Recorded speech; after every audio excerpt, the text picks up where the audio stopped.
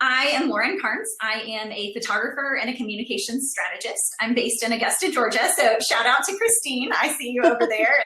So many friends. Thank you guys for joining. I know that you guys, like Kat said, are super busy. So it means a lot to have you live. And for those of you who are tuning in after, we welcome you and feel free to reach out with any questions later if there's anything that in the end we didn't cover and you still have questions on.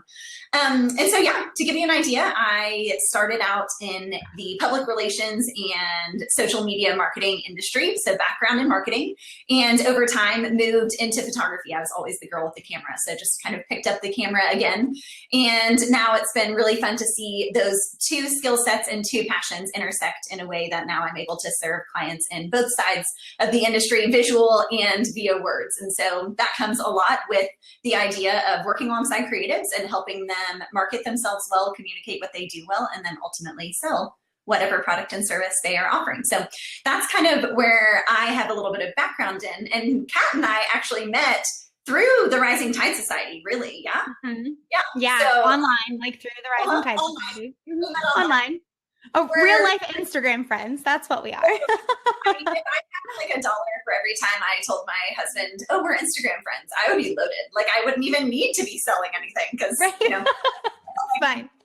Right. So yeah, we met online, met through Rising Tide. I lead the local Augusta, Georgia chapter and also work with Rising Tide on a contract basis. So Kat and I have gotten to hang out doing some leader stuff together and at leader retreats and things like that. And over time, now we just hang out online and chat with each other on Instagram. So I love it. Lauren's newsletter is one of my favorites. I love that we legitimately like have conversations responding back to each other's newsletters, which I'm sure that'll come up at some point in selling, right? So we'll get to that in a little bit, but just throwing that out there, guys, like Lauren's is literally one of my favorites. It comes on Thursdays. Thursday, and I know, which is fun. Thursdays at the table really happening right now. I'm loving it. It's amazing. And that's actually, so I thought it would be fun or just really helpful for everybody out there who doesn't know your background with selling. Before we get started talking about some ins and outs of how to sell without being salesy, I want you guys to feel confident in like the questions you can ask and knowing like, okay, that's great. That's that awesome background Lauren has, but like what gives her this expertise to talk with me about selling? And one of the reasons I asked Lauren to talk about this topic was because of her newsletter, because I've seen this topic come up in her newsletter and just the way that she's been able to talk about it with her newsletter audience. And I thought, you know what, this is like a gem right here. This is something that we don't talk about enough in our industry, and just a really candid conversation like this, because selling is scary and pricing is hard and nobody really likes numbers. We typically, most of us, unless you're steadfast bookkeeping, right? My bookkeeper, Stephanie, you didn't get into the creative industry for numbers. You got into it for passion. But we have to sell our services to make a living and to turn our passion into a profitable business. So Lauren, I thought it would be good if you could give them a little background on like your personal experience with selling before we get started digging into some of these awesome questions that we have. Yeah, I love that. I can totally do that. So to give you guys an idea, like I mentioned, my background is actually in the communications industry. That's where I really began. And I started actually working for a public relations agency doing traditional PR. And what that looks like is I wrote up press releases and kind of created content that then I would literally cold call reporters and say, hey, I have this story that I want you to know about, and I think you should tell it, and here's why. So I would essentially start with basically selling something that they would start by having no idea who I am, or oftentimes what the client was that I was pitching. And then by the end of that call, I would have to convince them to spend valuable time and space that they could actually be selling ad space for in their newspaper, in their magazine, things like that, and instead do a press story on it. So that's where it began. And when I moved into owning my own business, I quickly realized that those skill sets of being and pitch and being able to kind of tell the story in order to move to a sale came really valuable in business. And so my first business that I started, I was telling Kat earlier, I didn't used to think I was a good salesperson because I've always thought of selling as like this idea of kind of schemy and the used car salesman concept. But my first business started out of legitimately just filling a need. And I started selling based on that. And so I actually keep this in my office because it is like my little reminder to me of where it all began and what ultimately I need to come back to is this idea of serving a need. But my first business was I made this for my wedding day. It was my, it says Lauren. Which I love. Thank you. I made this for my wedding day because I wanted a pretty wedding hanger and wanted it to have a certain style that I liked myself. I wanted it to be the way that I wanted it done. And so I created it out of a need. And from there, actually funded vacations of ours on no Etsy shop, no nothing. Literally, I didn't have a website. People would just reach out to me saying, I saw that you made this and I would like to buy it from you. Can you make me one? And so from there, these selling concepts started out of filling that need. And then I quickly learned that applying those PR tactics and applying the social media kind of conversion tactics that I had used over the years for these big clients like Nike and the John Maxwell Company and Airstream Trailers, like these were some of my clients at the old agency.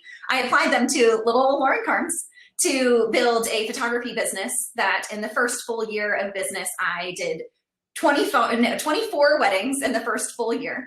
And then from there have slowly gone away from weddings and built up the food side of my business and the branding kind of portraiture side of my business. And then on the flip side, doing communications coaching for clients in all sorts of sectors, primarily in the creative tech and food spaces. So that's kind of where I live and breathe. And a lot of times what comes with this communications coaching and this consulting is that people want to know how to talk about their products well in a way that feels really genuine to them and really true to who they are and what they have to offer without feeling like they're like pushing it down someone's throat.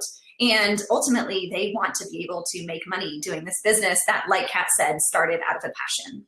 So I help creatives kind of come up with their launch strategy and communication strategy in order to move forward in putting out into the world the craft and things that they have created in order to actually provide for their families, for their lives, and have a really incredible business that serves them as well as serving other people. So that's what I do. That's why I'm here. Love it.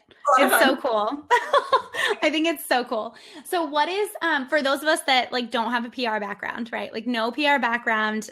I took one communications class in college, good times for me.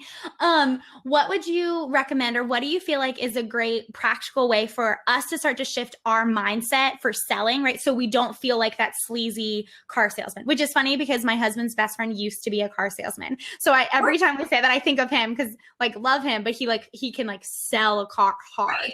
Right. And we don't want to feel that way.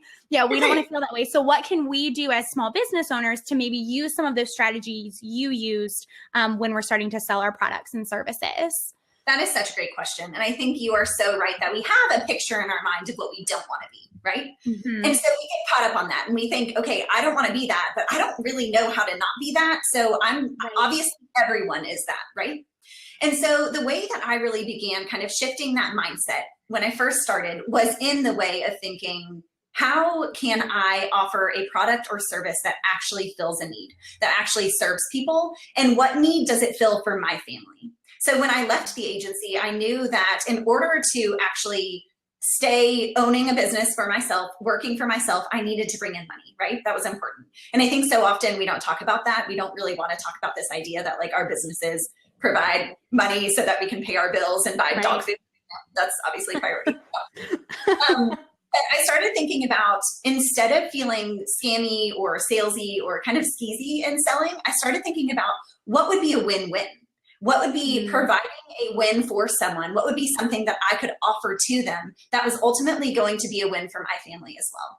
And so I knew, for example, that the need was there for these wedding hangers, and not just kind of a transaction. I wanted to actually get to know the couple and who they were and when their wedding date was and what their dress looked like. I wanted it not to be just a transaction. I wanted to build a relationship in it. And so I started thinking about how can the services and skill sets and talents that I have offer a win for someone. And that was the first time that I really started seeing that shift in mindset. It was in the same way as when I worked in the PR days. It was kind of the blessing and the curse that is a PR practitioner with the reporter. It's kind of the necessary evil. They don't want to get our phone calls all the time, but they know that we have the best stories. And so in the same way, there might be people who don't necessarily want to hear about your particular product every day of the week, but when they need your product, they want to know that you have that product. Absolutely. Right? It's so important. And I think it's so often that it's like we forget that these things that we've created are built out of knowing that there is someone who needs them, right? And if there isn't someone who needs it, that's when you kind of need to reevaluate and wonder, in the PR days, it was how can I shift this story so that it is relevant, it is timely. But in business ownership, it's what can I shift in my business to provide something that actually is something people need and are willing to purchase at the price point that I'm selling it at so that it can provide for my family. Absolutely. No, I think that's so true because I think we are very, in which it's human nature, right? To get caught up in like, well, what do we need in our lives right now? So like, for instance, with me as a wedding planner, Matt and I got married 5 years ago. Like I'm not in wedding planning mode. Like I'm like nursery prep on Pinterest. You know what I'm saying? Like labor and delivery. Like what? Like I'm scared to like talk about that or like look into that. Right. But I know that my clients, they are in wedding planning mode. So sometimes that means that I have to, in order to remember the need, like immerse myself back into that season. So it's been really cool. My brother's actually engaged. So it's been fun to walk through that. Yes, I walk through it with my clients, but walking through it with such a close, like my family is very different. And it just reminds me of like, yep, these are the pain points. The things that I feel like I'm talking about until I'm blue in the face are the blog topics or, some of those things that you're touching on. They are still a need. They were a need 5 years ago when I started my company, and they're still a need now. It's funny that you say that your brother is engaged. My sister is also engaged, and I am her wedding, and also I'm going to be her matron of honor. So I get to see it from both sides, and I totally know what you mean by this idea that the questions that I had as a bride 6 years ago are the same that are recurring over and over again. I think sometimes, especially with selling, we can feel like we're just like, hitting our head against the walls, repeating the same thing and thinking like nobody even wants to hear from me anymore. When in reality, there are new people always going through a kind of client cycle or a customer journey. There are always new people who are going through that. So making sure that they've heard what you have to offer and kind of heard that sales pitch, if you will, is of the utmost importance, because otherwise they will never know. And so being able to immerse yourself and kind of remind yourself of what those needs are, what those pain points are, is so incredibly valuable in order to know that you need to hit on those pain points again and again and again. So that's absolutely. I love that. Yeah, I love that. And guys, in the chat, if you guys don't mind, pop in and tell us what your industry is, what your business is. Because obviously Lauren and I have a lot of like wedding background with our specific photography and then with planning, but we also both educate. So we can, kind of come at things from a different perspective too. And so I want to make sure that we're even, touching on some of those things. Because one of the things that we wanted to talk about was feeling like we're selling in a sea of so many people that are selling the exact same thing.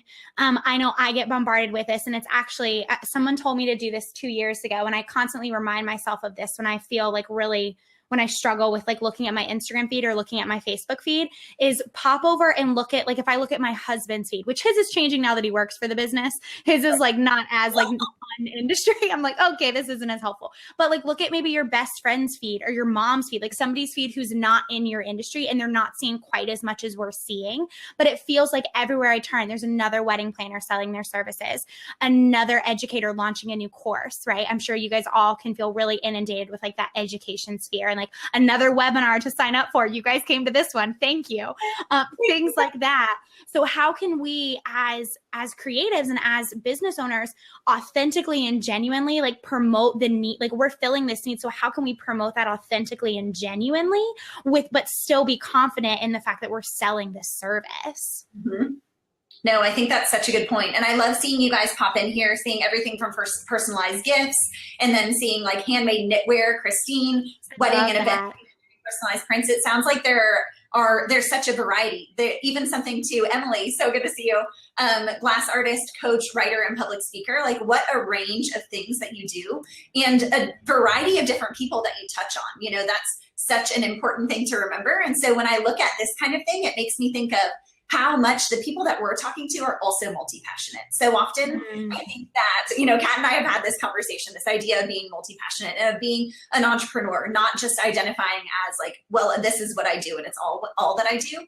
Because I think it's really important for us to know that whoever we are selling to on the other side, they also are just people like us. They are normal people who have a lot of different interests, who care about a lot of different things. And so often I find that people who are trying to sell a product or a service just want to talk all day, every day about their product and service. But what about the other passions and interests that the people you're selling to actually hear about? And where is a can actually connect with them, right? Like I know, Kat, you do such a great job with this of being able to right now, especially tying in with Baby Shmo and May, you know, like things like that. It just gives another perspective, another level and another dimension to Kat. And I think that she does such a great job of that. And so I'd love to hear from you guys.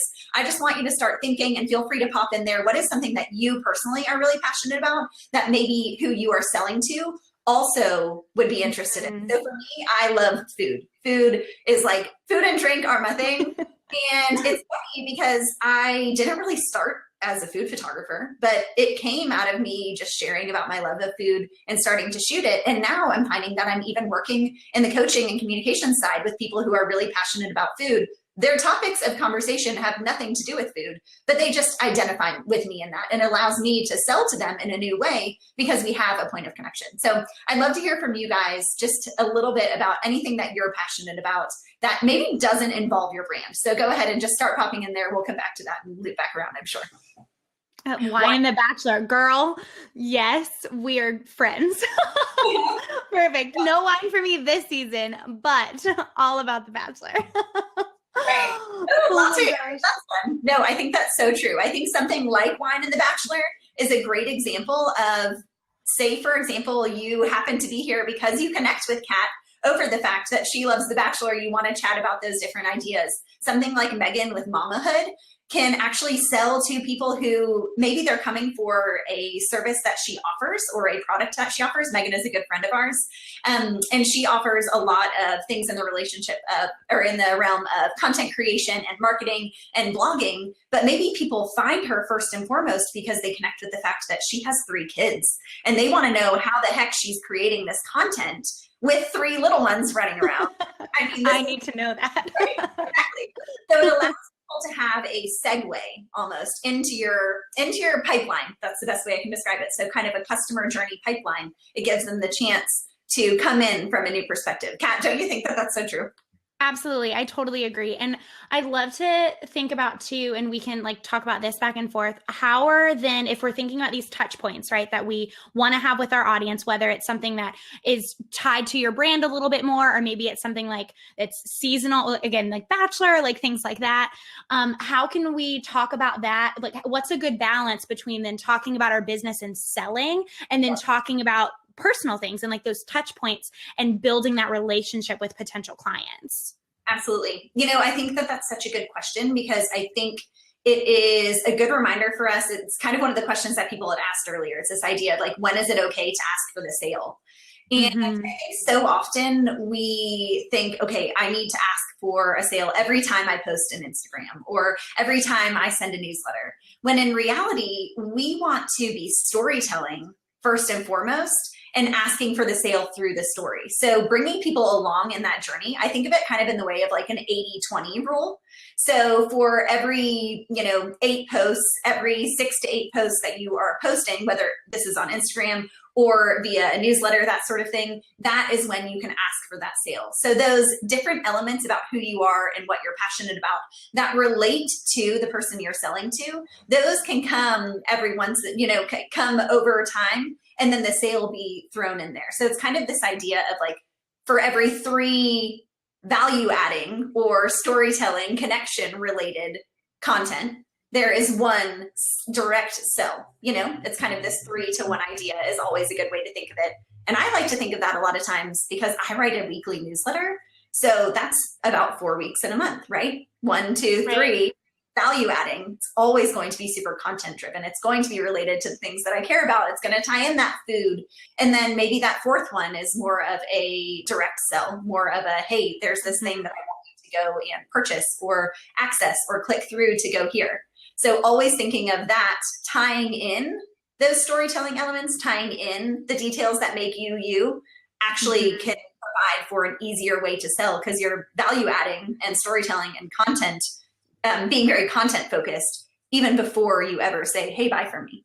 Right? Absolutely. Absolutely. And I think even because some of you guys in here were more product based, and I'm even just thinking about it for me with like sharing behind the scenes of a wedding, right? Like I'm not hard selling when I'm on Insta story talking about the fact that I'm at a venue visit. I'm not talking like, yes, I'm talking about the fact that that's what I'm doing, but I'm not pitching the fact that I still have availability for October of 2018. Just like when you might share behind the scenes of how your product came to be, or a new shipment that's arrived, or boxing up goodies, like things like that. I feel like Rachel Aline does a really good job of that, of like literally I feel like every day on her Insta story it's about a product, but I never feel like she's shoving them in my face like, go buy this mug. But I'm constantly like, oh, that's a really cute one, I need to add that to all of the mugs that I already own. You know what I mean? Yes, I totally agree. And speaking of Rachel Aline, I think that a great example of what she does is she sells the lifestyle related to the product, not just the product. Yes.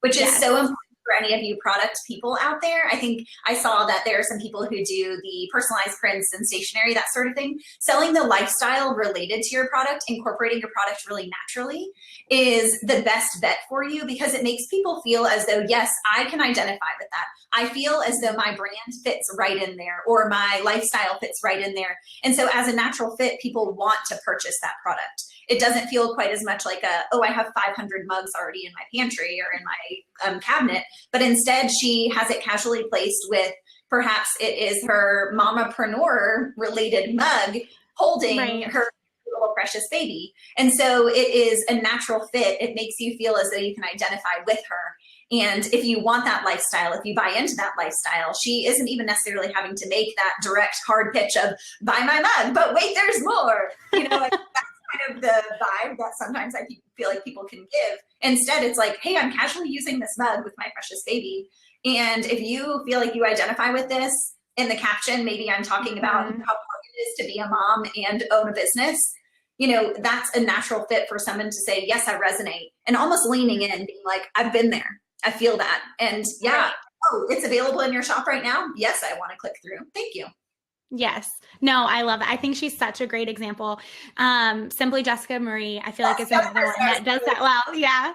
Our little Instagram pod. I do love her. No, I think that they just do such a good job of making you want it for more than just the fact that that's going to hang on your wall. Like you want the emotions that they're like conveying along with whatever that product or service is. And something I think that Jessica does really uniquely is she gives an example of why you would use a particular product. And that is actually what helps her sell it. So for example, I think today she even posted a new watercolor painting that she did of Dallas, right? And in it, she talked about a cute customer who came and purchased it for her sister who was currently away at school somewhere else. And so it makes it feel as though it's like, oh, what a great idea. She also mentioned as a housewarming gift. She kind of showcases why it would be important for someone to have this, or why someone might want it, and how you could gift it, because it is a good giftable, right? So for something like a beautiful print that some of you ladies are doing, or for Emily, something like glass blowing, kind of giving the example of who it would be for, why they would want it, allows people to identify, being like, oh yeah, I have a sister who's away at school right now, and I want to buy her a Dallas print too. That sounds like a great idea. So it puts that posture of purchasing, kind of that position for you to lean in, like I said, a little bit, lean in and say, yeah, I get that. I want that. How can I buy it? And then when at the end of that caption, or at the end of the newsletter, when it already says like, and now it's available if you would like to buy it, it doesn't feel quite so scammy. And in fact, it's a win-win, because they've leaned in and said, yeah, I need to get that for my friend. How can I buy it? Yeah, sure. Here it is. Yeah, I think that's so great. So in terms of now switching to like service-based for that, right? Versus those are really awesome, like product-based examples. But for service-based, I know we were talking some even before this like official conversation about how it can feel really scary. And I'm sure this probably happens for a product-based, so I don't want you guys to like totally tune out on us. But what happens when you're like responding to those like cold emails in a sense? And like how you were talking about before with your job, where you're literally cold calling, and by the end of the call, they need to have fallen in love with whatever it is that you're selling them to then purchase it by the end of this one call. And it can feel like that sometimes with emails, when, we get this email inquiry, or, we're trying to sell ourselves, but we don't want to sell it too hard, but we want to give all the details. Like, what are some like thoughts you have on how we can do that with our emails to our clients or potential clients? That is such a good question. So for service-based businesses, and I think also this can be applied to products. So we can think of it as one of my favorite things to do is to actually just start by two things. One, adding value, and two, listening. So my goal in any conversation when I am potentially going to be selling someone is to add value to whatever it is that they're experiencing in that particular moment.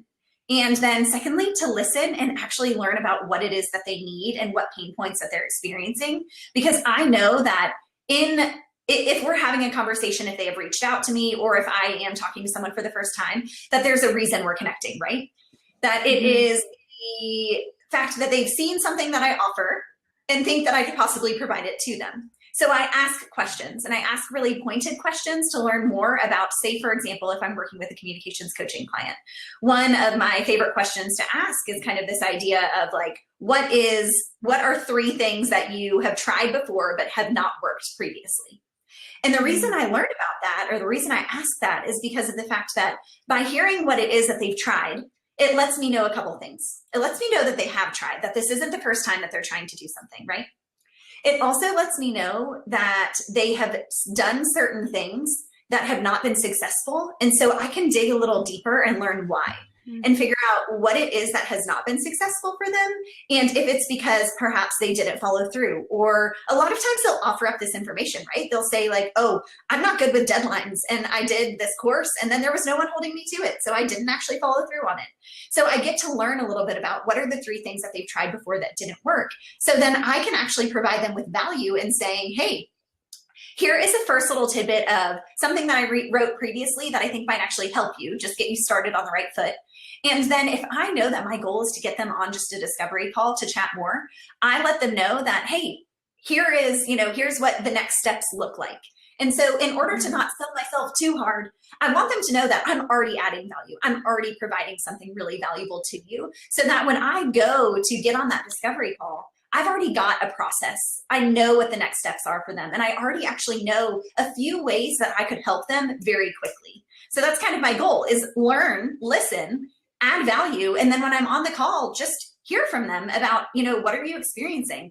Ask them if that particular content that I provided was helpful. And then from there, it actually allows me to just have a very natural progression in saying like, okay, well, I think I know what is next. Like, I have a great idea. I hear you. I've been there, and I think I have an opportunity that would actually make it so I could come alongside you. I'd be honored to serve you in that way.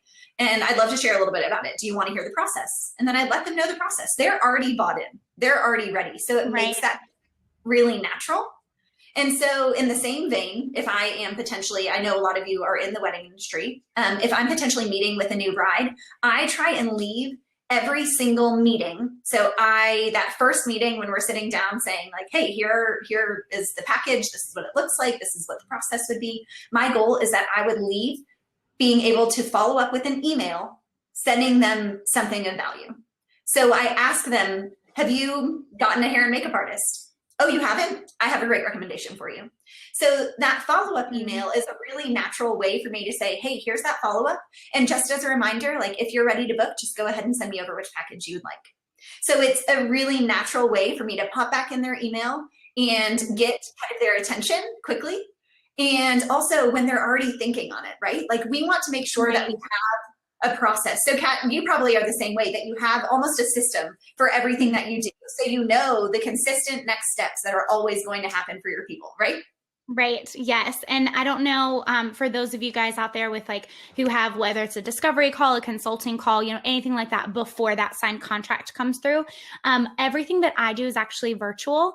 Even with my brides are actually all over the state. So, that was a system I had to actually put in place when I was working full time. I didn't have time, literally didn't have time to take off of work and drive, across the state to meet for the consulting, like our, first sit down, like coffee chat sort of meeting. So I had to move everything to being virtual. So whether it's a video chat with the bride and groom or even a phone call. So my clients actually get pricing in that initial email. Like as soon as they inquire with me, when I respond back, I send them pricing, but I don't just send it in the email.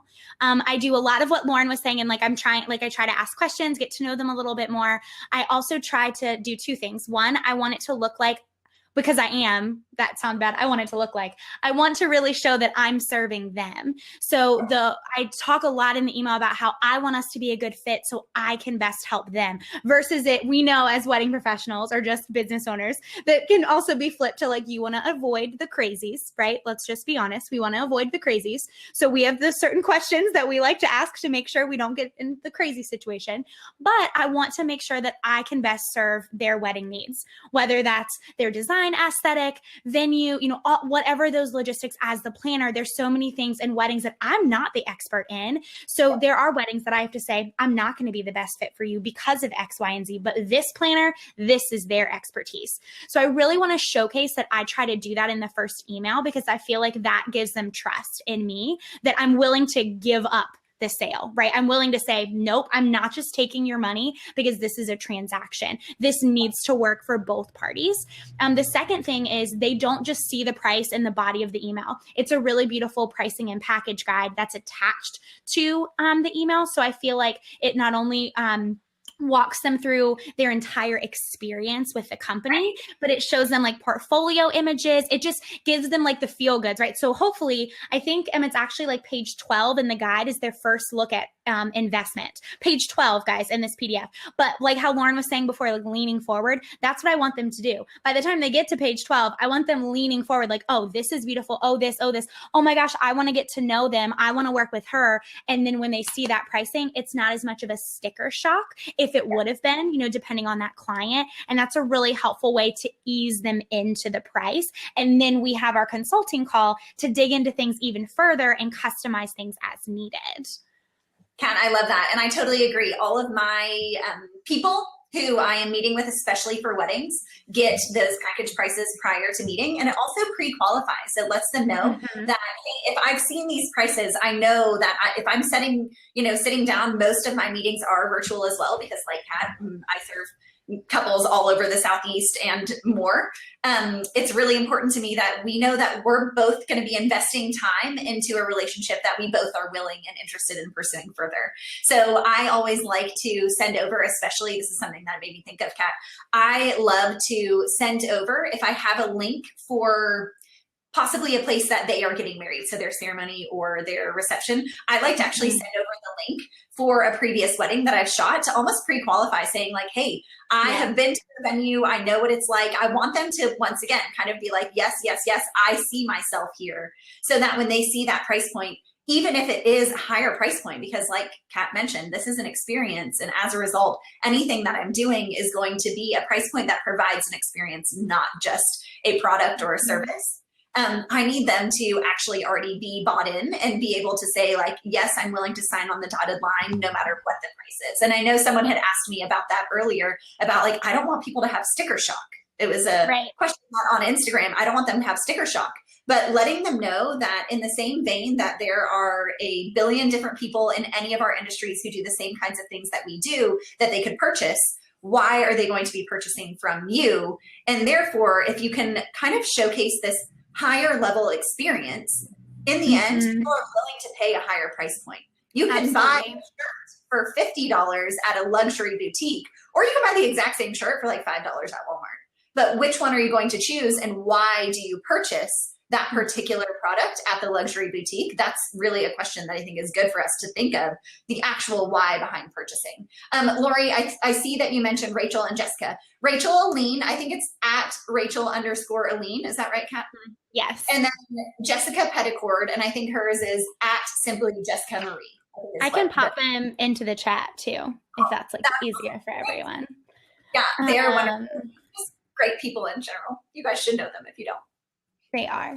So I thought of a question, and I believe it did come up when we were chatting about things before, and like on Instagram when people were asking us some question that they wanted us to tackle.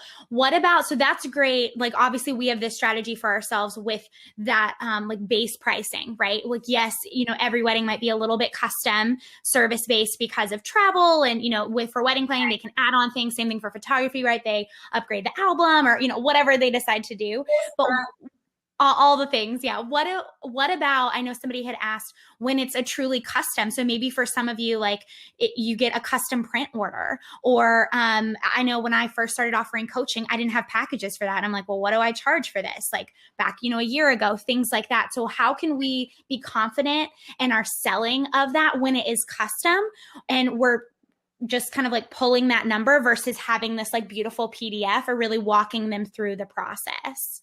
Right. Okay. That is such a good question, because I think anyone who's here is the kind of person who is constantly looking to grow and improve upon their services, add something new to their business, kind of add a new something, right?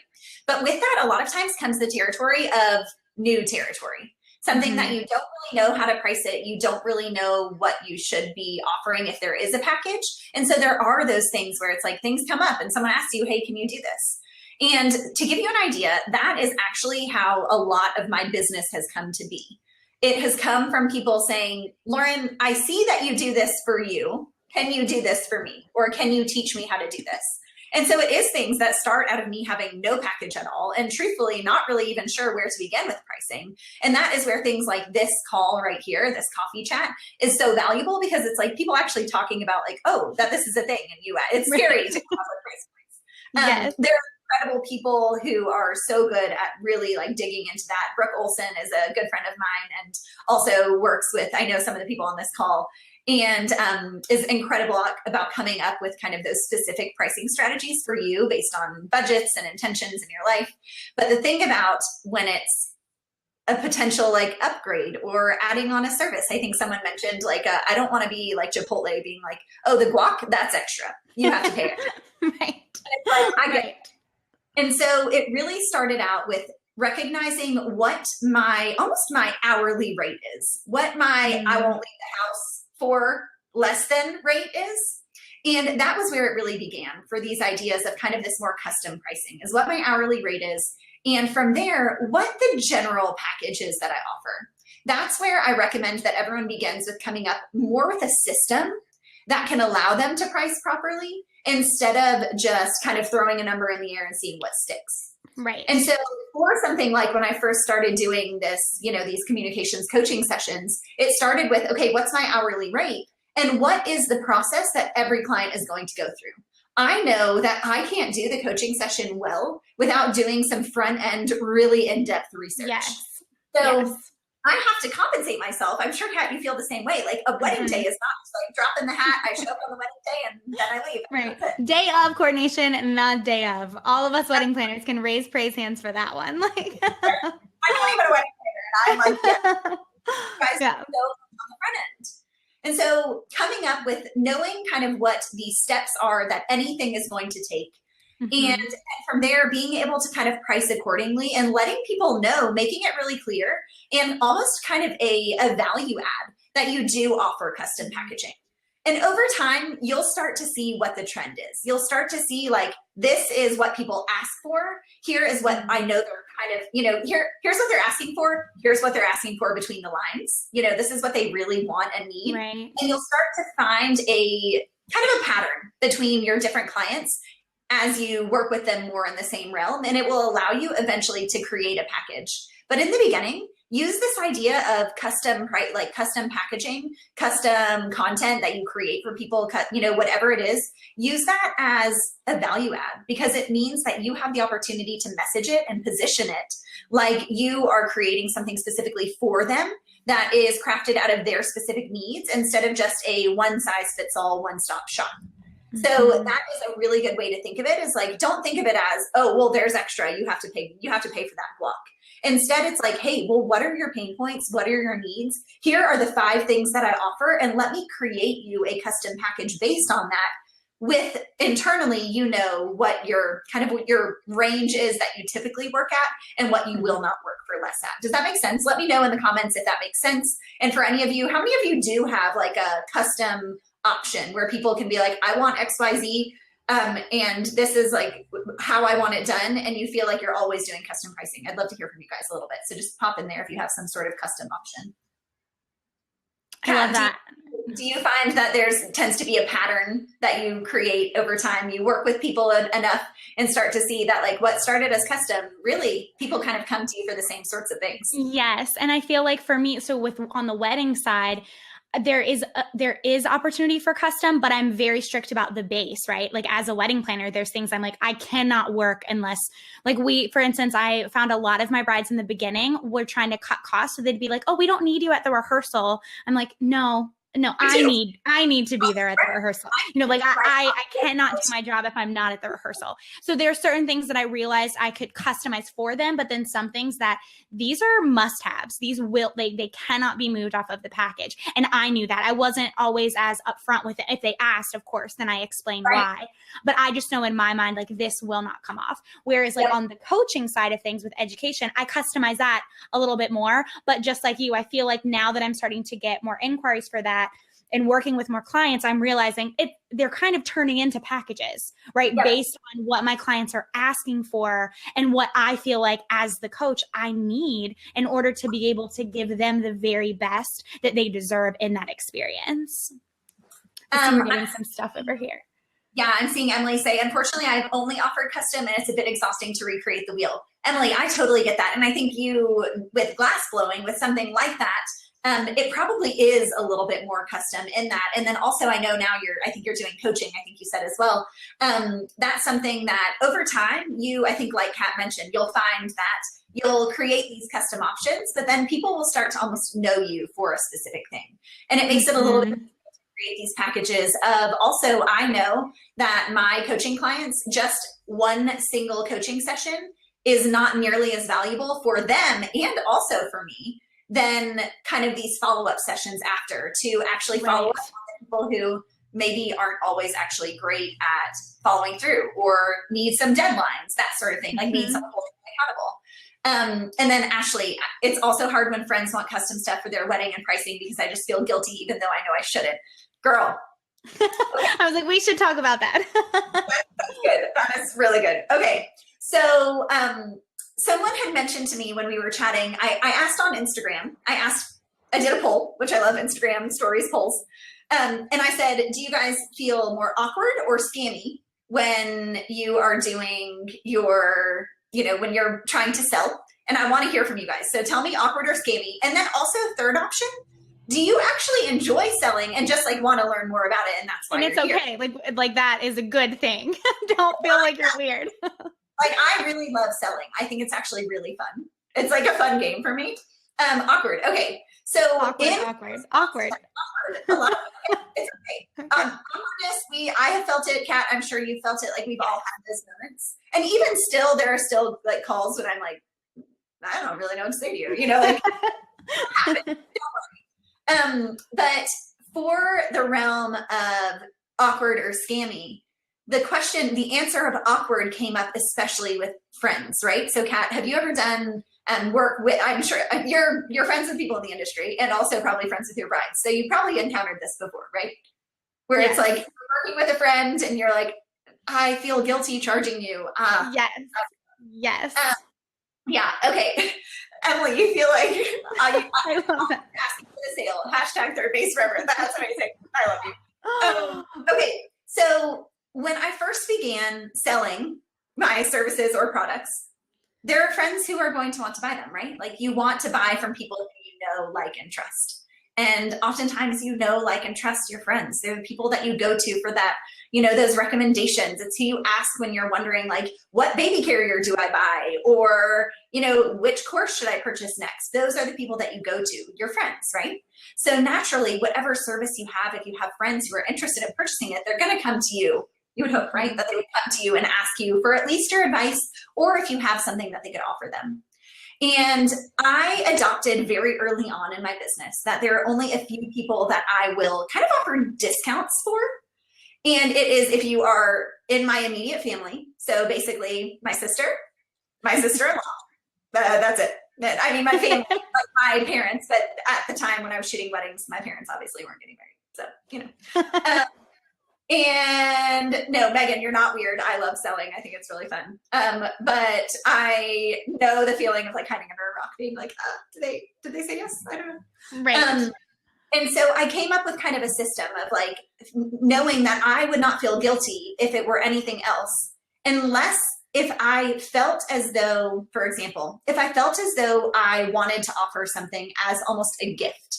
So in selling, it's easy for us to think of discounts, right? Because discounts are like, oh, well, we'll just give them a percentage off, done.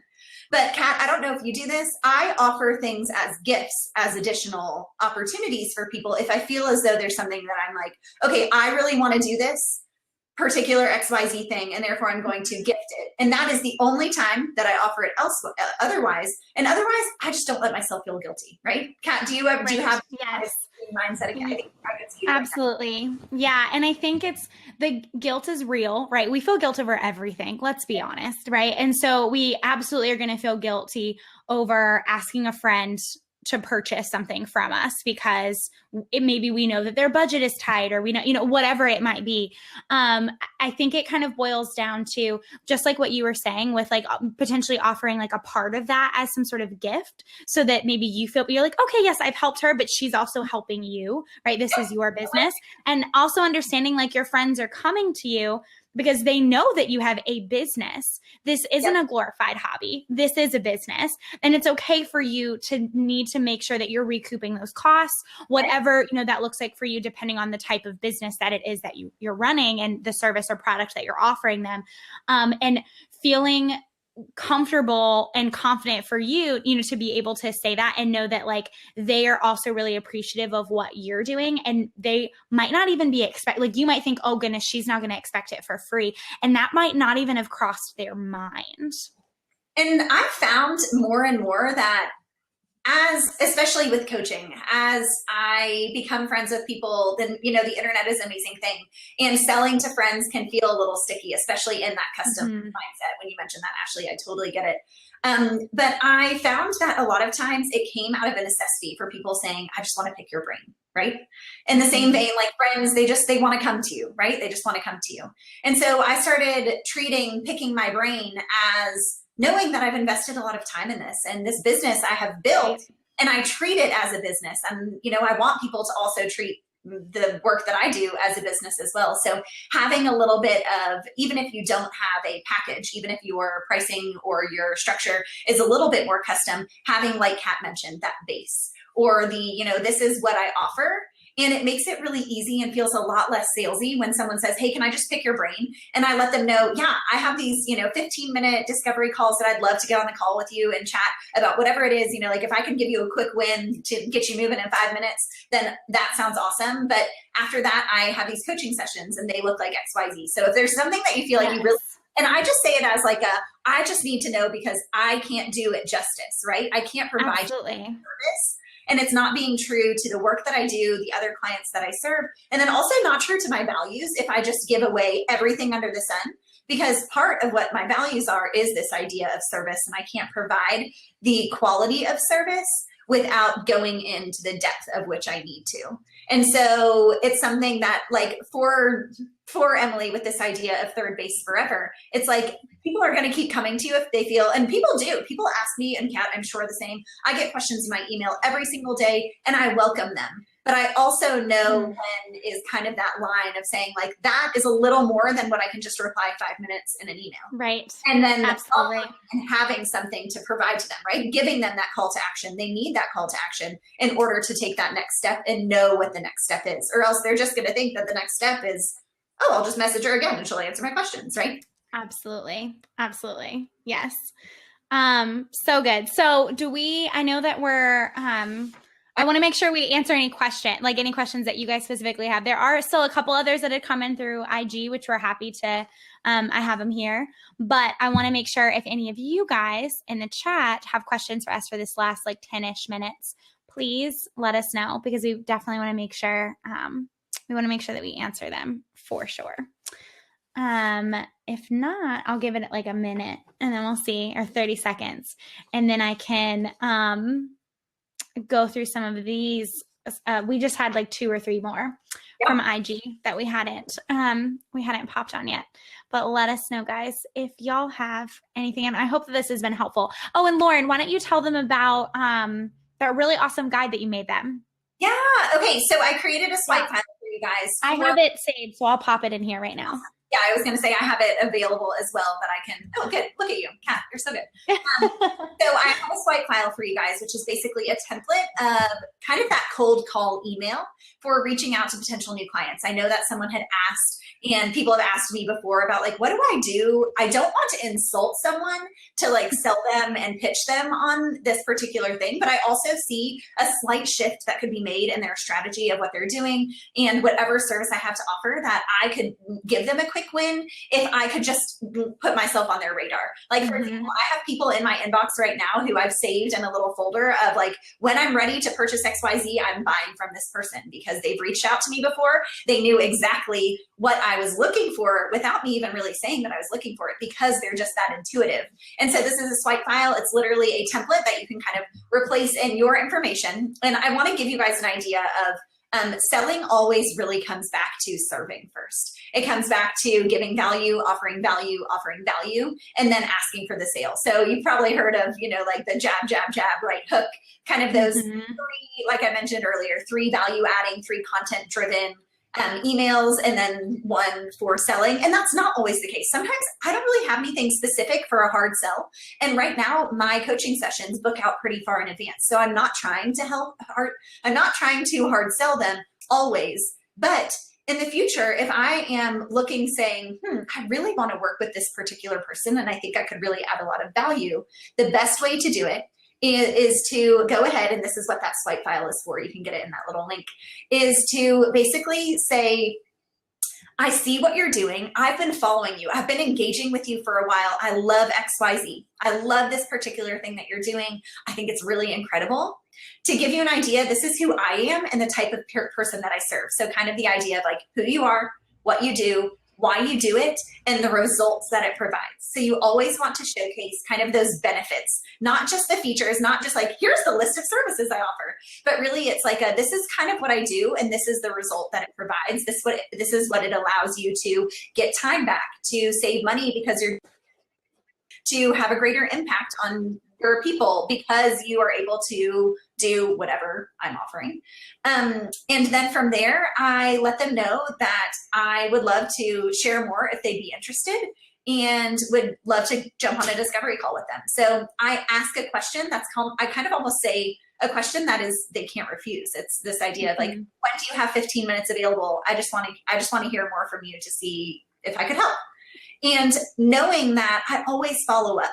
I don't just let that be the only time that I just like pop into their inbox, but instead, this is what I used to do with pitching. I would engage with them in pitching world and PR world, you engage a lot via Twitter. But here, I would engage with them on Instagram and connect with them further. Same thing. If you feel weird about, you don't want to like friend a potential couple or something on Facebook or like follow them on Instagram right away, it can be kind of what is that value add? What is that you can go ahead and connect with them, and then from there be able to move forward in the process.